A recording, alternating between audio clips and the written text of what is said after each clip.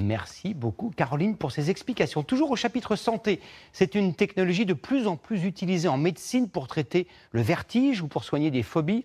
Les casques de réalité virtuelle permettent de soulager la douleur des patients pendant certaines opérations et d'éviter le recours aux médicaments. Reportage dans une clinique du Mans, Yanis Matisse et Nicolas S.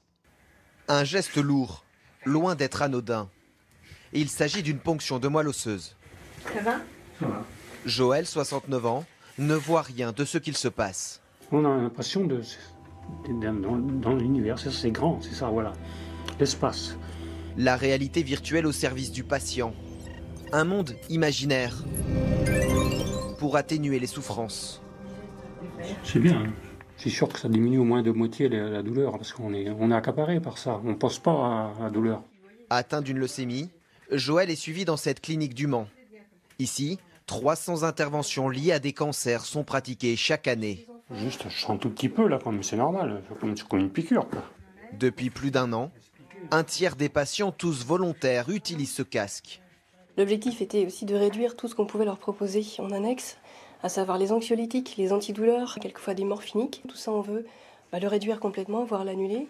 Un soin mieux maîtrisé, c'est également un gain de temps pour le personnel.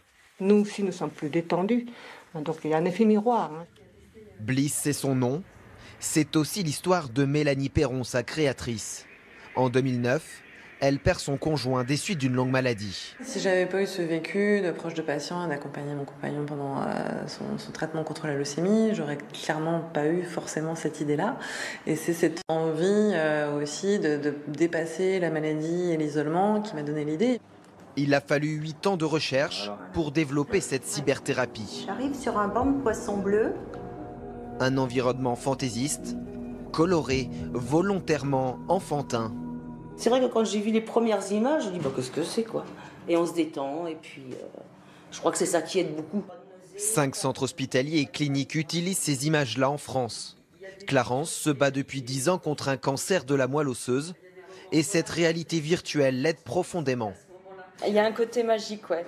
Moi, la bande de petits moutons, c'est tous les amis et tous les proches qui ont été là, qui m'ont pas laissé tomber au moment où c'était le plus difficile. Grâce à ce genre d'application, la médecine progresse. Le casque pourrait à l'avenir être testé dans d'autres services, comme en traumatologie ou en psychiatrie.